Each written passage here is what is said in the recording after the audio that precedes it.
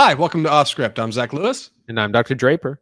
Today on the show, we're taking a look at David O. Russell's Hellraiser. Ooh, that's bad. David O. Russell's Amsterdam. We're also looking at Hellraiser on Hulu. The exciting reboot of the Clive Barker series is out. We're going to talk about it. We're going to look at some trailers coming out. Most excitingly, I think the Super Mario Brothers movie was making waves. I want to share our thoughts in the middle of the show. Before we get to all of that, we need to talk about the news. Our first story this week's already on screen because I forgot to minimize it before I started the Facebook Live. Kenneth Branagh's third Hercule Poirot film, A Haunting in Venice, cast Tina Fey, Jamie Dornan, Michelle Yeoh, and more. Andy, I can't believe there's going to be a third one of these. We saw Death on the Nile on the show, and we thought, death indeed. There's no way they're going to make any more of these movies. Death of this genre. Yeah, right. A haunting indeed. It's haunting box offices. What is going on with this? Right. How is there another one of these? A third, I don't know. A third Agatha Christie whodunit based on her work called Halloween Party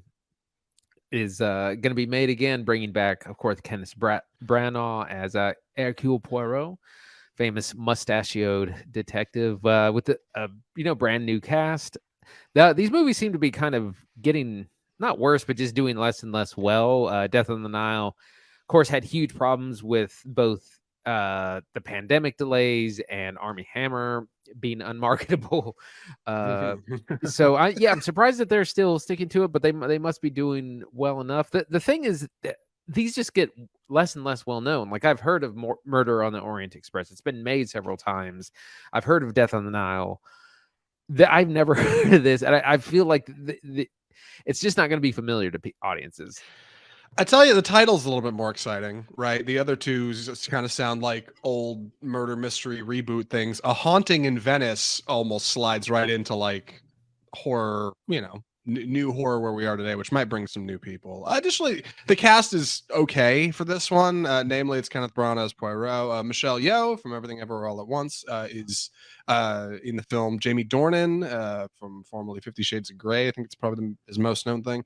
And Tina Fey from 30 Rock and SNL is going to be in this movie. And then after that, it's a lot of people I don't know. And I think that is indicative of what you were saying, that all of these movies kind of seem to get smaller in scope. They continually have smaller returns to the box office. For what it's worth, any series does this. The Jurassic World movies did this. Transformers movie do this. Like, you lose money over time a little bit, unless you're something like Fast and Furious, where you have like an insane push in the middle of the series to get you back up to the top. I don't know. I honestly, I can't tell you how this one's happening. Like, the last one did not do that good. Best guess, they signed a deal with Kenneth Branagh to do like 3 of these at some point. And this is going to be it, because there's no way. Like, who's still funding these things? Like, it doesn't make any sense to me. They're fine films, but like they're not big and grand in scope or in box office return, and like that's usually what works at the box office now. So it's just surprising that there's another one. But if you're a fan, good news, right? I mean, here it is. Right. It is an author and a brand that people know. And Kenneth Branagh does do a good job at creating these movies, but it is still surprising given that Death on the Nile was kind of a bomb. Yeah, like Batgirl on HBO gets axed for taxes, but like Hercule Poirot 3 is happening. Like, I'm a little surprised. That's all. But hey, we'll probably watch it on the show. We watched Death on the Nile. You can roll back to our older episodes and check that out in our backlog, available on iTunes and everywhere else. Next story, something's going on with Marvel's Blade. Marvel Studios has paused Blade, production on Blade, to search for a new director. The film was supposed to start shooting in November, next month, less than 30 days. And their director has exited the film. Bassam Tariq is his name, and he is no longer going to be involved in the film, starring Mahershala Ali, Oscar winner Mahershala Ali, as the titular vampire hunter Blade. This actually leads to more news that we're going to get to here in just a second with our next story. But for now, Andy, hot takes on the troubled production of Blade. It's not a good sign for the very kind of tight timeline that the MCU tries to stay on. It also makes it less likely that Mahershala Ali is actually going to stay on the project. If this gets too much more delayed, I could see him walking away from it, which would be really unfortunate. I had seen a rumor last week on Twitter, which is, not worth much, but I had heard that Mahershala Ali is frustrated with the production on Blade. So seeing this story like that suddenly makes a lot more sense. Man won an Oscar a couple years ago now, and hasn't done much since. He took his victory lap, and I think took a year off to figure out what's next. But this is kind of supposed to be the thing. Blade is hinted at the end of The Eternals, which came out a while ago. It is next on the slate after Black Panther Wakanda Forever for Marvel. They announced this at Comic-Con. Getting pushed back is not great, especially because of its larger implications in the rest of the Marvel universe. Our next story. Following the delay of Blade, Deadpool 3, Fantastic Four, Secret Wars, and more Marvel movies have also been delayed. And an amazing cascading domino effect. Turns out moving Blade back moves back a bunch of stuff. Andy, you want to expand on this for me?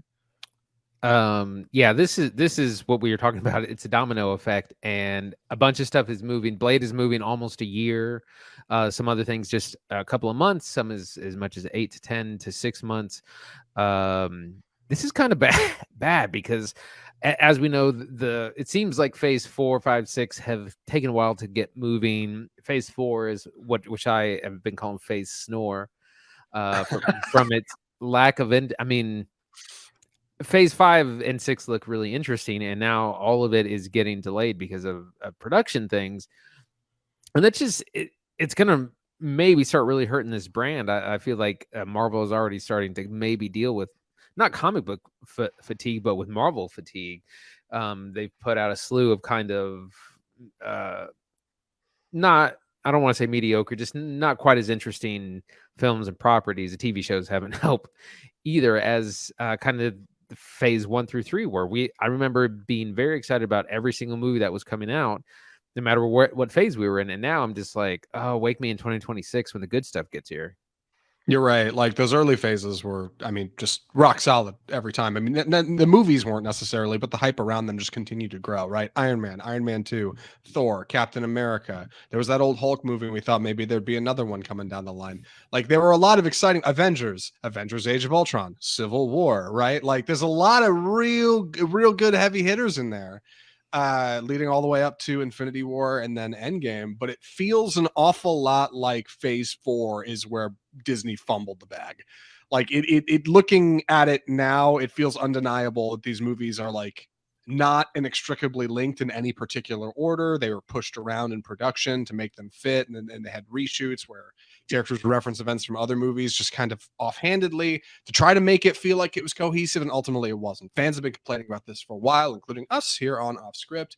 And now that they're starting to get their stuff in line and they're announcing at Comic-Con, hey, phase 5 is going to be this, it turns out in order for all of this to work, you need these movies to come out basically in sequential order now. And they don't have the conveniences that were afforded by them by the disorganization of phase 4. Now these things need to line up. And if they delay one, they have to delay the Everything others. else gets pushed. Yeah. Yes. I know I said it at the headline, but just a quick coverage.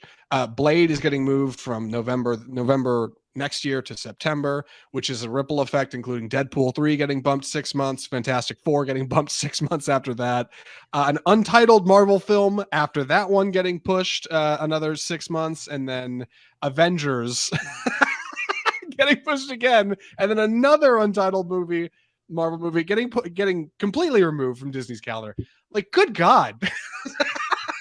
How do you have your film franchise going into 2026 disrupted by a delay in October 2022? It shows they're planning far ahead, but maybe not planning very well, because it's hard to believe that like this would be so upsetting based on what they've been doing this last couple of years with Marvel. Yeah, well, I think that what you're saying about these delays, and that, I mean, we're talking about things that are nearly 4 years away, 3.5 years away. Literally untitled, unannounced films. Yeah, like nobody in the public even knows what it is, and Disney's like, yeah, we're gonna have to delay that.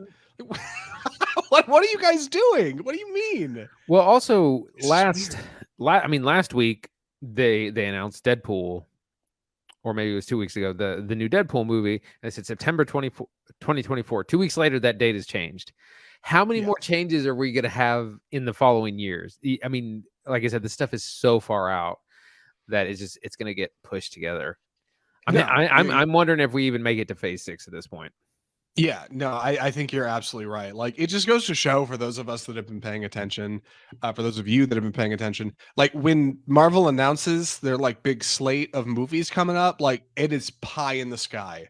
This is what we hope will happen. That's what they're saying. We would love it if these movies came out in this order at these times, because clearly it's not true. Like they've moved stuff around in the past, but this is a lot of things getting moved around. And I'm glad in a way that this is happening, because they are snapping into structure and saying phase 4 was clumsy. We need to get back on the horse. I think that's wise.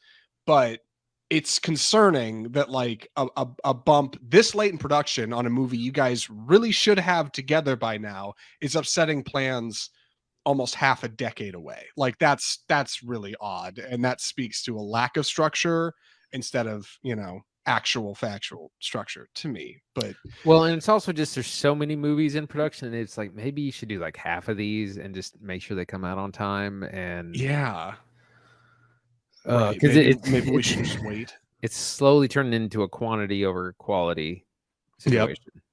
Hey, for what it's worth, maybe those untitled Marvel movies coming in 2025 and 2026 are X-Men movies. That's worth mentioning. Like they did say they were going to kind of sit on those till 2025-ish. So I don't know. I don't know what it is. Maybe it's Eternals 2, starring Harry Styles as Thanos' brother. maybe it's that Shang-Chi sequel where they're supposed to go to space and do alien stuff. I have no idea what it's going to be. And it seems like Disney doesn't either. So our last story this week before we move on to Amsterdam, at the box office, Smile is kind of crushing it. A horror movie we have not watched here. We'll talk about why in a second. Meanwhile, Amsterdam is a tremendous bomb. And Lyle Crocodile is okay, I guess, at least as far as returns go. Andy, what do you know about this? Right. So Smile is doing great at the box office. It's earned almost $90 million worldwide on a $17 million budget. So like it's a certified hit. And it's amazing how horror just always does well. Like there's never a bad time to release horror. And it's generally pretty cheap to make. One of the stories of Amsterdam completely bombing, opened to $6.5 million, and this is an $80 million movie. It's so expensive. It was so unnecessarily expensive, and it's done terribly. I mean, there's another article I saw today that it's going to lose $100 million possibly. Lyle Crocodile is a children's film that they, I guess, hoped would do a little bit better, but still pretty weak opening. And a lot of schools are off this Monday for Columbus Day or Indigenous Persons Day. So they were hoping to get a little bit of a boost from that, from kids being out of school, but it seems to not have really taken. I guess I'm not too surprised at Smile's success. I kind of wrote it off. I didn't think it looked very clever. And it turns out, like, not only have a lot of people gone and seen it, but it's continued to have solid word of mouth. Like, it's not having a whole lot of fall off from week to week that would normally be expected with what would otherwise be a cheesy horror flick. I think people really like this one. I haven't seen it, but I've heard pretty much nothing but good things. Maybe it's just hype. Lyle Crocodile is, a live action / animated feature starring young singer Shawn Mendes as the titular Lyle Crocodile, who sings and takes baths. And I think Constance Wu's in it, who I love. Constance Wu's great.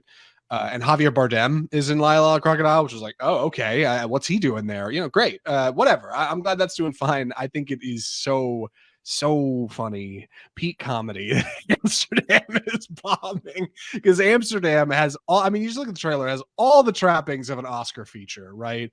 Killer cast. My God, dream list cast. Any director would love to work with these people. You get David O. Russell, who's obviously done some big features before, controversy withstanding. It's artsy. It's about a weird place. It's set in the 1930s, Amsterdam. We're gonna talk about it in a second, but I think it is so funny that this movie is bombing. Yeah, well, and I looked at his previous movies have done, like American Hustle.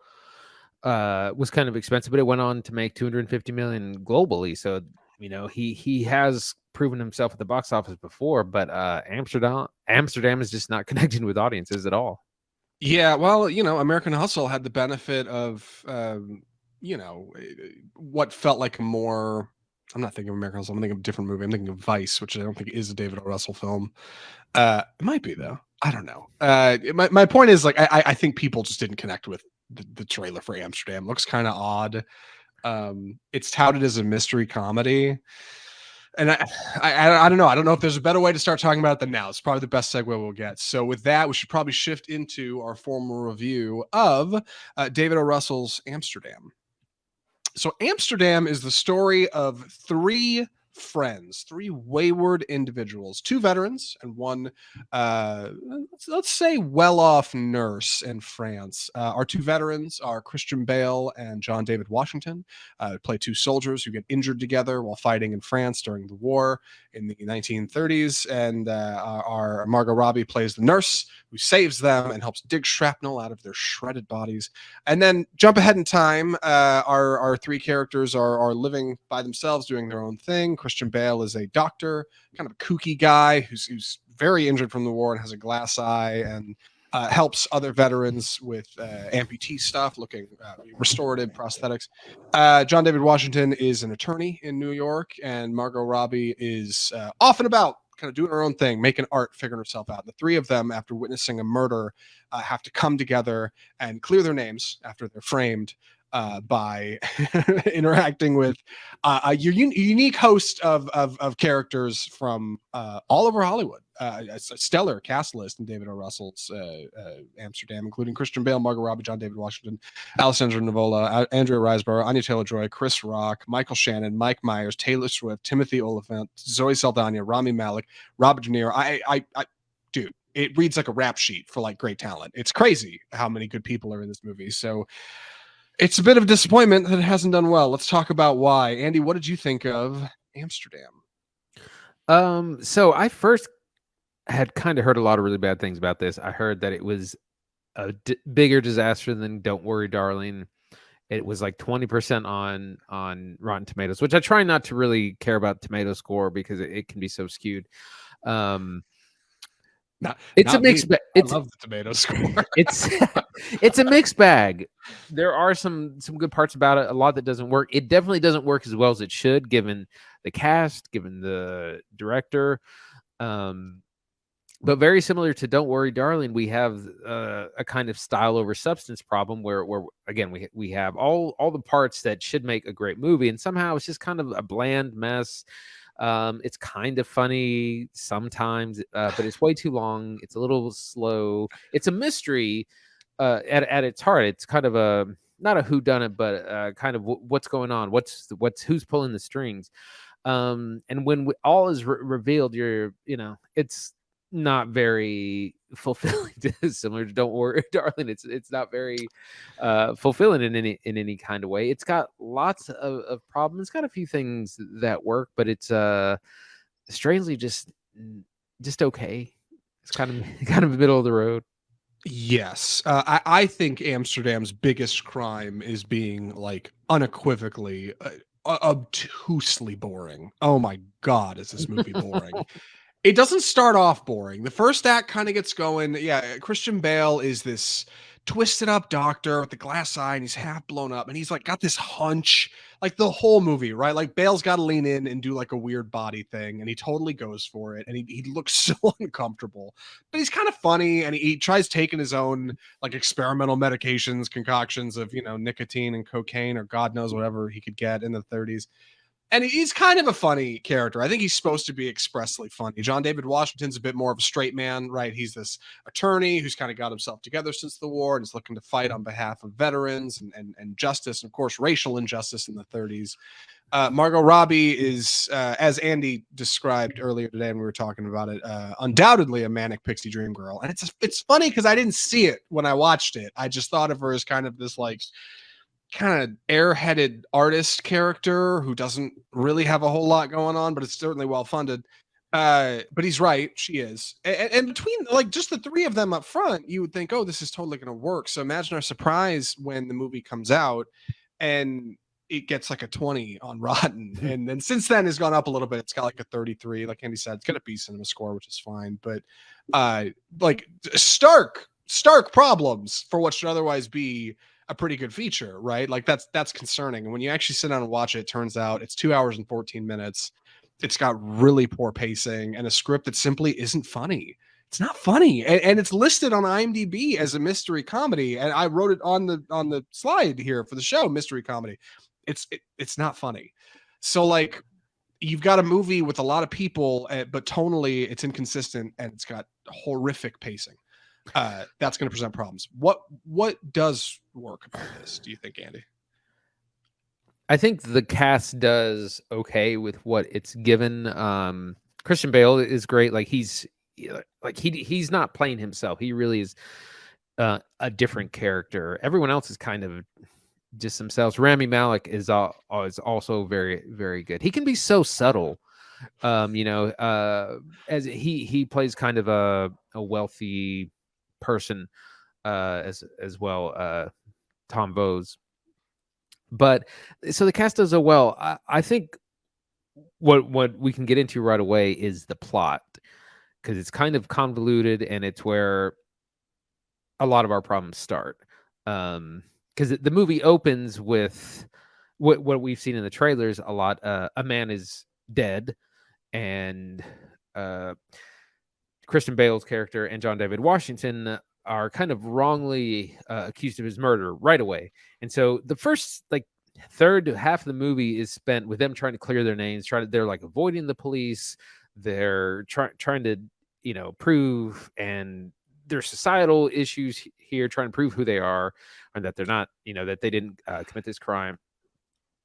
And then like the real story of what's really going on kind of takes center stage, and it's just a very strange plot thing that's going on, and that's how the movie starts. But then we get this big flashback back to the First World War, where John David Washington and Christian Bale first meet, and they also meet Valerie, who is their nurse. Again, this is part of the Manic Pixie Dream Girl, is that she is their nurse. She literally picks shrapnel out of their back and then makes art with the shrapnel because she's so quirky.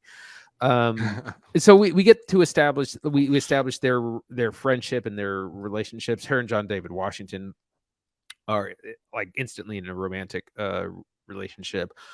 So their friendship kind of works.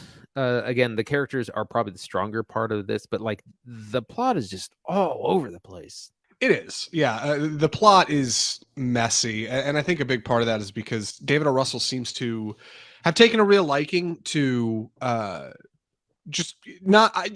In my opinion, if I had to guess, there's not a lot of storyboards for Amsterdam. There's not a lot of visual, like sat down and sketched out what a scene is going to look like scenes for Amsterdam. Like it feels like they built a bunch of sets, they had the characters stand in them and do their lines like it's a play. And O. Russell sneaks in with the camera and holds it below eye line, aiming up at people, and has some, decent soft light coming in through the windows with like, I don't know, smoke or dust or something for some texture in the background. The sets are really plain. Costuming's all right. The characters, the actors are expected to elevate the entire thing. Like clearly that's what's going on here, because it's not a very visual movie. There's not a lot of action. The action you do see is very limited. There's very few exterior shots. Almost everything is indoors. God, when they go to Amsterdam, you never actually see them running around in Amsterdam. Every shot is interior, everyone. And it's like, okay, my characters are telling me they're having a good time. Why don't you show me? Why don't you bring the audience in for the vision that you see? And that doesn't happen here. Like it's much more closed off. It's clearly, like I said, it feels closer to a stage play, but not a good one, because Amsterdam is arguably supposed to be a globe-trotting film, where characters are literally traveling across continents and in oceans and countries to interact with one another. There's themes, like Andy said, of societal issue, race, religion, class. There's definitely some classists in here. Media interpretation. There's actually a lot going on. I think Amsterdam has a bit to say, but it doesn't say any of it particularly clearly. It's also confusing. Characters will be introduced who you don't know, with motivations that don't really become clear for a couple characters ever in the whole movie. There's a handful that like I genuinely don't understand why they're in the feature, other than I don't know. They know David O. Russell, and David O. Russell was like, "Hey, come on set for 2 hours and let me film a scene with you, and we'll stick it in the movie." Like it's odd. And what's most odd about it is how it got such a stellar freaking cast. I have a theory why that is. Andy, any ideas? I'm not real sure, but I did want to read down this list. So, of course, we have the titular Christian Bale, Margot Robbie, John David Washington, but we also have Alessandro Nivola, Andrea Riseborough, Anya Taylor-Joy, Chris Rock, Michael Shannon, Mike Myers, Taylor Swift, Timothy Olyphant, Zoe Saldana, Rami Malek, Robert De Niro. Like, that's like 15 people, huge names. But they're all largely wasted. Most of them are in supporting roles, and they're not. I mean, they just have a handful of scenes. Like Zoe Saldana's character is barely in it. It could have been anyone, literally, and their talents are they're not really lent, and it's not like they're doing. I mean, they're all doing their thing. Like De Niro's doing the De Niro thing. Right. Taylor Swift is. I can't decide if she's a bad actress or if I just cannot. If I can only see Taylor Swift when she's on screen, and I have a hard time seeing her as anything else. You know, it's a little both, but like it's because she's a bad actress. She's really bad. Like she's not you know, she doesn't act a lot, but like never once have I seen Taylor Swift on screen and not thought the entire time, boy, it's really cool somebody knew Taylor Swift and she could come do lines in this movie or this show. Like I've never lost her in the role. Like I don't see it. I don't know. I haven't seen her elevate that way. You're right. Almost everybody's wasted in this. One of the first build on this movie is Alessandro Nivola, and like he is one of my favorite like up and comers. He was breakout of the Art of Self Defense movie we really liked. Very tense, very interesting. He's got like 6 lines in this movie, and I can't even tell if his character is a moron or is like I don't know. I really couldn't tell you because it's just not there on the screen. Like it's just not made obvious what's happening. A lot of the film is strung together with voiceover, with our characters like very bluntly explaining what's happening, and it reminded me of like the studio complaining to Ridley Scott after his first cut of Blade Runner, and they're like, "You got to get Harrison Ford to come in and narrate this. It doesn't make any sense. Nobody's going to know what's happening here." Like that's what it feels like. Like it feels like it has to be there because no one would be able to keep up with whatever David O. Russell thinks this movie is supposed to be. And leaving your audience out in the cold, especially for over 2 hours, like leads to a pretty boring movie. Leads to a movie where like nothing exciting is really happening. It's a lot of people talking in rooms about stuff that should feel important, feels important to them. They're very emotional. All these actors really go for it when they can. But there's just no like ooey gooey center at the end of Amsterdam. It's weird. It's just not engaging at all. And you were mentioning like it tries to say some things about race, and they're trying to uncover this conspiracy thing that's kind of going on. But it's just so surface level. It's like, oh, people were racist in the 30s. Oh, people were, swayed by fascism in the 30s. It's like, okay, and what? Right. And what about that? How does that apply to today? It's just like it's saying a whole lot of nothing. And it's just touching on, these issues without delving deep. And it's not engaging at all. Like it's just like you don't care.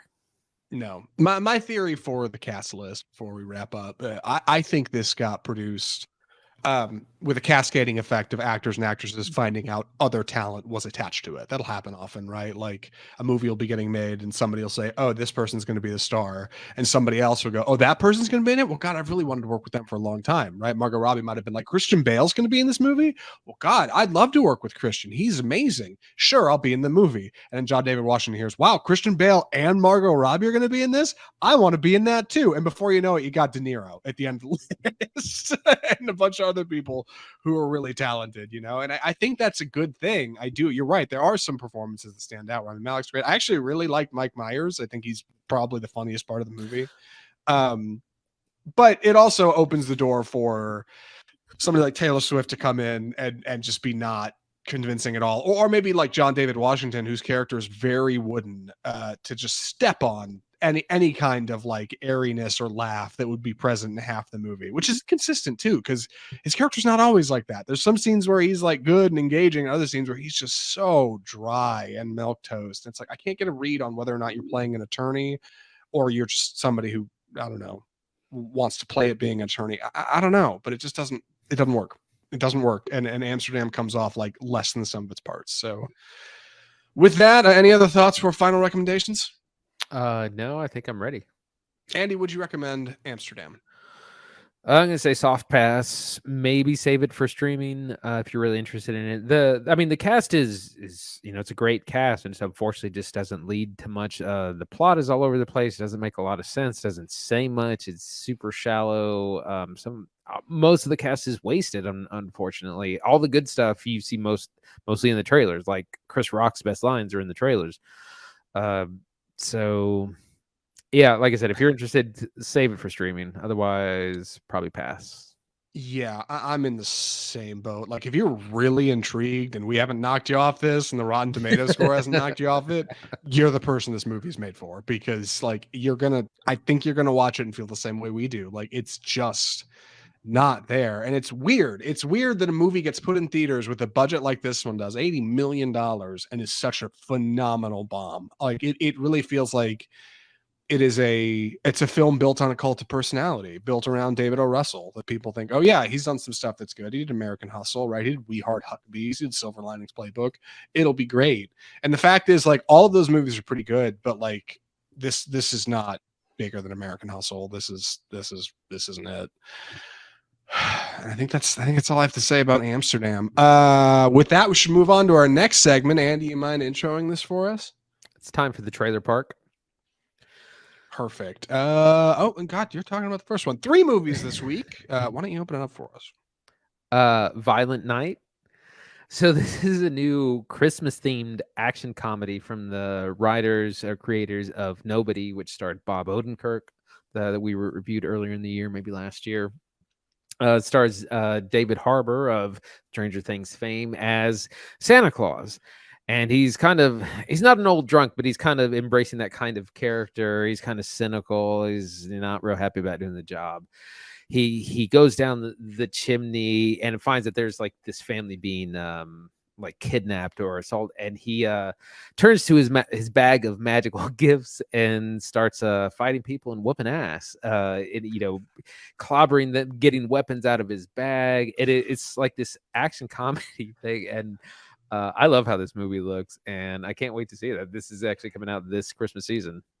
I'm a little skeptical about Violent Night. Murderous Santa is a gag as old as time, right? Like the jolly old Saint Nick being a badass is like a spoof we've seen on SNL and any other sketch show, like, that's worth its salt. Like, and so actually doing it and kind of producing a tongue-in-cheek feature with David Harbour playing the Fat Man, and whipping out, magical scrolls and making candy cane shanks to attack people is pretty funny. Like, and I like that the movie is kind of like attempting to play straight, right? Like, I think that's good stuff. The only thing I'm surprised about with this movie is that it's theatrical. It seems like perfect straight to streaming fare, but not Violent Night. That will be in theaters December 2nd. And speaking of theaters, when you talk about Super Mario Bros. Movie.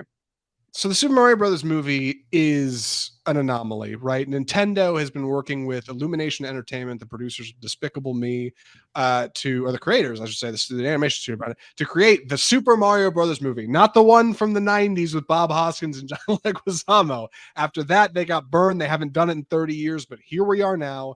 This is it. And the Super Mario Brothers movie has premiered with a trailer that ran during a Nintendo Direct, starring a very unique voice cast, including Chris Pratt as Mario, Jack Black as Bowser, Anya Taylor-Joy as Peach, and Charlie Day as Luigi. Also Seth Rogen as Donkey Kong, a couple other people, like Keegan-Michael Key as Toad. And yeah, it's Super Mario Brothers, right? Like, it's supposed to be the plumber we know and love, saving the princess in the Mushroom Kingdom from Big Bad Bowser. Only this one is a little different. Andy, what'd you think? I thought that this looked fine. This movie's gonna make $1 billion. It's gonna be so big. I mean, it's gonna be bigger than Minions, maybe. Mhm. That was a brand that is huge and that no one knew, and this has 40 years of history. I played the original game on the original NES, so it's gonna get the parents, it's gonna get the kids. It looks Yep. great.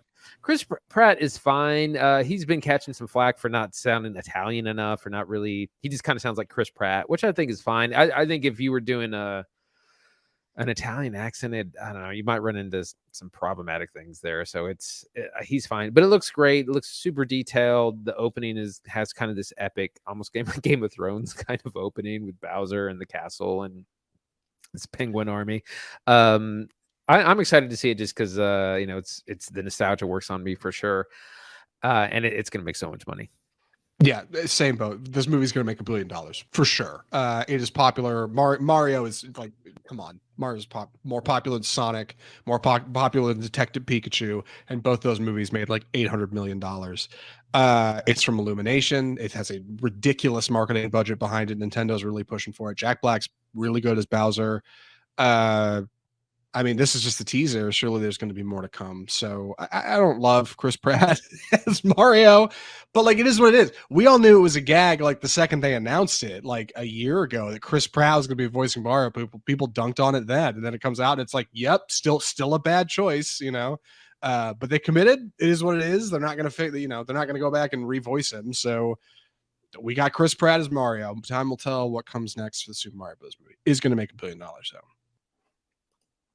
Absolutely. And finally, we have this trailer just came out today. It's called Megan, spelled with the number 3 to replace the E. Hey, sorry guys, I'm back. More computer issues. We're really struggling this week. Anyway, Megan is the trailer Andy was talking about. Megan is from the.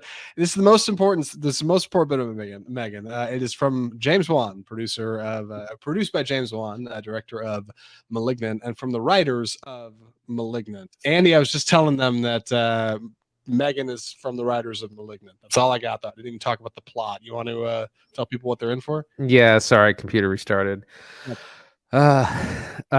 Yes. So Megan is a story of this woman who has to kind of adopt this young girl whose parents die in a car crash.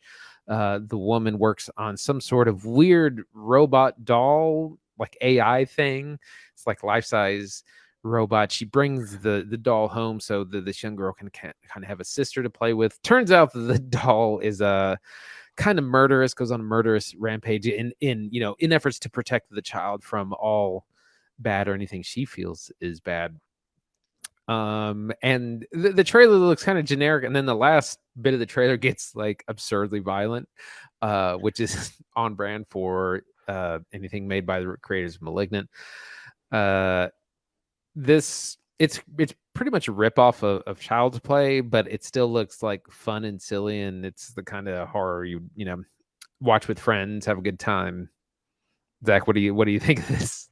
I don't think much of the trailer for Megan, and I didn't up until I found out that it was from the people who made *Malignant*. And then I thought, oh, okay, I know what this movie's going to be. If you've seen *Malignant*, you're probably in on the joke. If you haven't seen *Malignant*, I think the most broad way to talk about it is it's going to be a very traditional horror film, just with some like crazy jump the shark moments that are so outlandish and out there. People will write it as meta and think it's like a clever statement on the industry by reflecting on its horror roots with nostalgia laden themes. That sounds silly, but like basically it's going to be a cheesy horror flick. That's really it. And like I guess that's fine. Like God, I did not think much of *Malignant*, and I don't think I didn't think much of this one either. But like it sure does look goofy. Like the effect they've got a little girl wearing a mask like that looks like a robot. So all of her movement is fluid and real, but the mask is animatronic, and that creates a really funny uncanny valley effect that like I gotta respect. That does look kind of cool. it does look weird and creepy. So I don't know, maybe Megan will be fire. I'm not hopeful, but like it's definitely a young actress with like kind of a deep fake face to make her look doll like. Yeah, I was looking at it on IMDb, and they've got 2 people playing Megan. It's a young girl and then like an older woman who does the voice. So I think that's the gag. And yeah, I don't know. We'll have to see what happens. And that's Megan. And that's the trailer park for this week. We should probably get into our final film of the episode. Andy's graciously agreed to take the summary on this one. Andy, please take it away. Hellraiser. So this is not the original Hellraiser. This is what's been called a reimagining, because it's not a remake or a reboot or a sequel or anything like that. It's a reimagining of the 1987 classic. Very, very different. I've pointed out that the first Hellraiser is a very different movie from kind of the other 9 films which succeeded. I'm not going to get into the story of the first one, but in this one, and most of them, it's about someone discovers the lament configuration, the cursed puzzle box. They solve it, and these creatures called the Cenobites come after.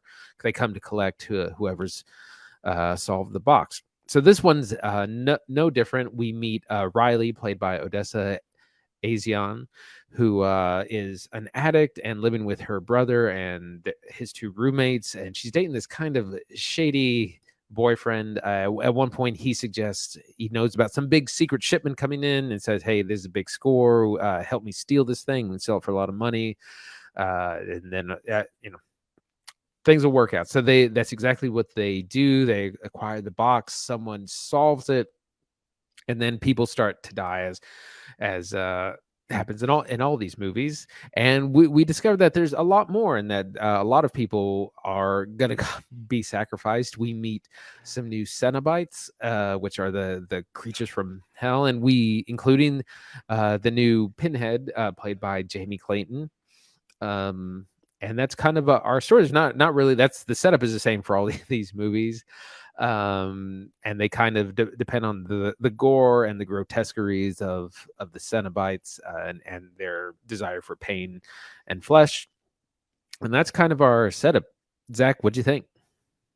So it's funny. Like, I really liked the first half of Hellraiser, because I thought it was really elevating like the original work into a space that's like really clever and smart and has some really well directed scenes, like good horror stuff, pulpy, good suspense. God, and it weaves that old soundtrack in perfect. The soundtrack to new Hellraiser's solid. Like, it really elevates what's going on there. It's good stuff. I like these young actors and actresses they have. Our young lead, Odessa A'zion, I think is how you pronounce her name, plays Riley. She's really great. I was really interested to see where it goes. But then Hellraiser does something funny, and it shifts from what I thought was going to be this like really smart, razor sharp like spin to what Hellraiser became over the course of its like 7 films, which is not goofy per se, but like it somehow stops taking itself seriously halfway through it and becomes more of a hang out with your friends and drink and watch a horror movie than like a really serious, grounded, elevated horror film. And that's not bad. I think actually it is better than the sum of its parts. I actually liked Hellraiser. But I wish I had a better idea going in, because I approached the first half of this with some mad respect. I was like, oh, dude, this movie's going for it. And then later it's like, oh, it's not going for it. It kind of was. And then it kind of steps away from that into a different space. And I think that's just a result of the screenplay, which ultimately is not bad. Like I said, I like this movie. So let's jump into it. Where do you want to start? Gosh. Why don't we start with our cast? Basically, mostly unknowns. They're all going to be set up for the slaughter, as it generally happens right. with these. The problem, one of the issues, is that the rules of the world kind of aren't consistent and fluctuate. There's the box is very different. It has several configurations, where in the original is just kind of one thing. The question of who has to be sacrificed is constantly kind of shifting and not real consistent. But there's multiple plots going on. Again, there's this kind of let's steal this thing and sell it, and then there's actually more going on behind the scenes. A larger party is interested. They end up at this kind of old house that has this very unconvincing CGI fencing all around it. It is cool looking, but it's not. Yeah, it's very obvious. Yeah, there's just a lot of scenes that'll just they're so absurd they'll make you laugh. I do want to talk about the Hell Priest themselves, Pinhead, or who is colloquially known as Pinhead, played by Jamie Clayton. So this was kind of a big deal because Pinhead has been traditionally played by a man. It's the first time. All right, I'm gonna jump in here. Andy is out again. We're having just all kinds of stuff going on this week. I promise. Normally we're more put together than this. So Andy was talking about Jamie Clayton as Pinhead or the Priest. The Priest is traditionally played by a man, so it's a big leap that the Priest is played, or Pinhead is played by Jamie Clayton, a woman. A lot of people who were Hellraiser fans were questionable about this. They were like, hey, what's that about? Ultimately, she's pretty good. I don't think Jamie Clayton's a bad Pinhead. Andy's back. I was just saying, I don't think Jamie Clayton is a poor Pinhead. No, she's fine. She's just not remarkable, though. Like one of the most iconic things about the original Pinhead, aside from the look, is the voice by Peter Bradley. Doug Bradley? Doug Bradley, that's right. Yeah. And this Pinhead is just the voice is just kind of okay. It's more about like if you didn't have all the makeup on, would it be an interesting character? And the answer is kind of like, well, not really. And it's like also this literally could have been anyone because there's so much makeup and things on. Like it doesn't matter that it's Jamie Clayton or anyone else. It's just and it's all CGI pins as well. It's a little disappointing. I think. Yeah, maybe not. I was having trouble telling. Like maybe not. The lines on the face are like it's definitely enhanced by CGI. If it's not all CGI, there's some help there. But yeah, Clayton will get no roles from Hellraiser. Like this did nothing for her career. Nobody's gonna be like, wow, she's so good. Like just because you don't really see her under everything that a Cenobite has. And the other Cenobites the same way. I've seen people complaining that some of the old ones aren't in here, but there's some decent Cenobites. There's so many. There's almost too many. There's almost too many. Hellraiser 2022 here has a unique problem where I think the best Hellraiser stories are people who are using the box, they're using the Cenobites, they're using the magic for nefarious means, usually for themselves, chasing the idea of this euphoria or pleasure that can come out of the box alongside the pain that often is associated, right? The peaks of physical ability. That's what the box is giving you, pleasure or pain. And this is best seen probably in the first Hellraiser movie when we have Frank, a character who is trying to use the box for his own nefarious means, is dragged to hell by the Cenobites and somehow manages to come back and has to restore himself by consuming the souls of other victims. It's horrifying and twisted in this body horror. This movie, however, takes a different approach for most of its runtime, where the box is kind of just like tumbling through a group of people. It's not anybody necessarily like steering what's happening. It's kind of just like unfortunate people who are running into it and then are getting injured by it and then are getting dragged to hell by Cenobites. It reminds me of like the Necronomicon from Evil Dead. Andy said it perfect. Cursed object. It's a bit more of a cursed object movie. And I don't know if that's a good thing, because I think part of what's so unique about Hellraiser is that the box is not necessarily evil. The box is not necessarily the bad thing. The bad thing is like, the duality of man and the desire for, self-gain and like the greed. And like, that's the stuff that makes the box an evil tool. That's what makes the box bad. And when the box by itself is just all around bad all the time, and nearly anybody who comes in contact with it falls victim to it, is weird. Like I think that's a bit of a miss thematically. Right. Again, in the original, the Cenobites, Pinhead, they don't show up until the last third of the movie, near the end almost. And the first 2/3 are again about this weird relationship between Frank and Julia, and she's his accomplice in helping him kill people so he can get his body back. Like that is horrifying. And the Cenobites kind of come to collect, and they're exciting, but they weren't the focus of that original movie. They very much are here. Again, there's a ton of other Cenobites.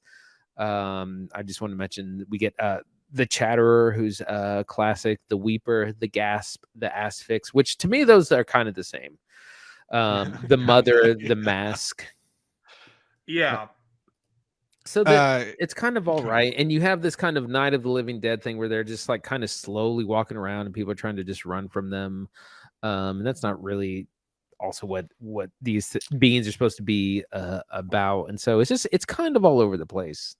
Yeah, unfortunately, it is. If you haven't seen the original Hellraiser and you don't have a frame of reference for what we're talking about, I'd say the closest example is 1999's The Mummy, because you have the Mummy character Imhotep, who comes back as like a third of a man and has to be like restored by sucking the same gag.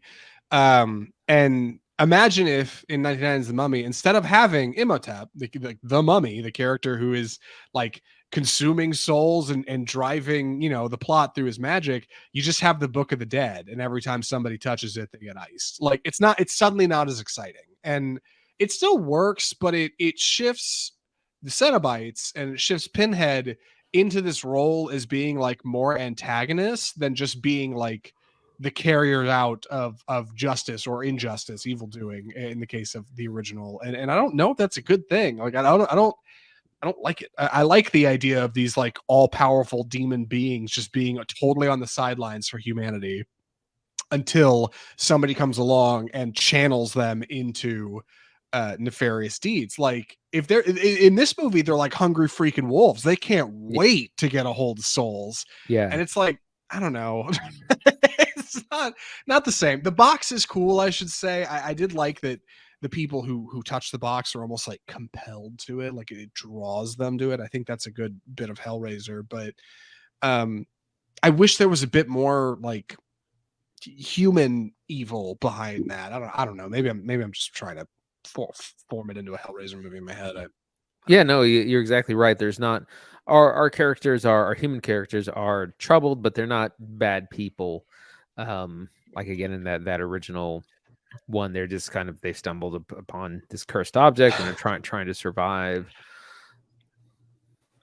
Yeah, like and a problem is these people who are not bad like ultimately fall victim to this thing, and this happens in old Hellraiser, but that's like the tragedy that somebody who is completely uninvolved with this thing is sucked into this horrible thing, and then the people who are bad end up getting their comeuppance, right? But like for most of this film, because you don't have somebody bad at the steering wheel, the people who are getting basically accidentally nicked by the box and getting iced for it, like you don't, I guess you feel bad for them at first, but when it happens to like the fourth or fifth character, it's like, okay, This keeps on going. come on. Yeah, right. And that would be where this movie shifts more into like a movie you watch with your buddies when you're drinking on Halloween. Like, kind of throw it on in the background. It's all right. It's definitely got some good scares. There's some well put together scenes in here, but it doesn't quite have the screenplay. Needed some red pen. Somebody to tighten this thing up a little bit. Also, it's not need to be 2 hours. Yeah, it's long. It's long. It's important to mention that HBO is working on developing a Hellraiser series, which I'm super excited about. And this is kind of an interesting juxtaposition to that because this is very, I don't know, B tier budget. This is budget Hellraiser. Oh, now I remember what I was going to mention. There's a lot of references to Hellraiser 2, which they kind of go into hell, and there's lots of wandering around like maze of corridors. And there's a lot of that in this movie as well, where you like these kind of passages between dimensions open up and characters are like running through tunnels a lot. That's kind of a reference to the second movie, but it happens a lot. And it's just kind of aimless at the same time. Yeah.